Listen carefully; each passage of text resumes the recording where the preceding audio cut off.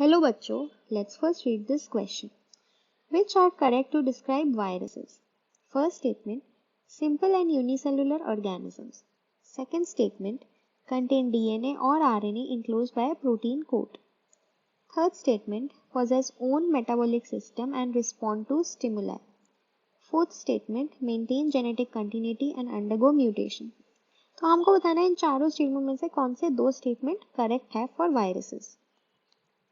So let's first understand the key concept here. Key concept here is कि हमको समझना है वायरस के बारे में कि वायरस है क्या. वायरस क्या होते हैं? They are obligatory intracellular parasites. यानी कि they only lead parasitic mode of nutrition, that too inside the cell. Outside cell क्या है? They are inert. यानी कि inactive रहते हैं. They can exist in form of crystals. यानी कि crystals के form में exist कर सकता है. Now let's talk about the basic structure. Basic structure of virus में क्या है कि फर्स्ट ऑफ ऑल क्या प्रेजेंट होता है? एक आउटर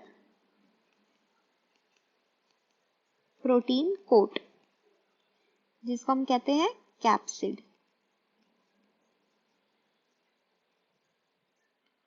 और इनसाइड क्या प्रेजेंट होता है? जेनेटिक मटेरियल, जो कि क्या हो सकता है? डीएनए और आरएनए. बट क्या है?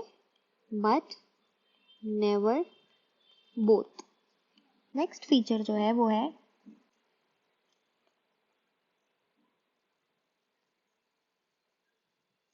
दे लैक क्या क्या?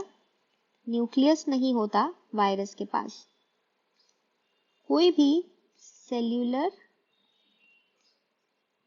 ऑर्गेनल नहीं होता. कोई भी इंडिपेंडेंट लिविंग नहीं कर सकता. एक्सक्लूसिवली पैरासिटिक मोड ही करेगा. एंड लैक मेटाबॉलिज्म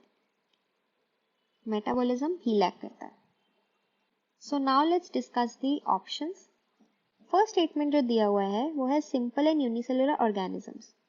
ये स्टेटमेंट गलत है क्योंकि यूनिसेलुलर ऑर्गेनिजम्स क्या होते हैं? इंडिपेंडेंट लिविंग कर सकते हैं. But viruses are incapable of independent living. तो ये स्टेटमेंट गलत हो गया. सेकेंड स्टेटमेंट जो हमको दिया हुआ है वो है कंटेन डीएनए और RNA enclosed by protein coat. ये एक स्टेटमेंट करेक्ट है as we discuss the virus structure.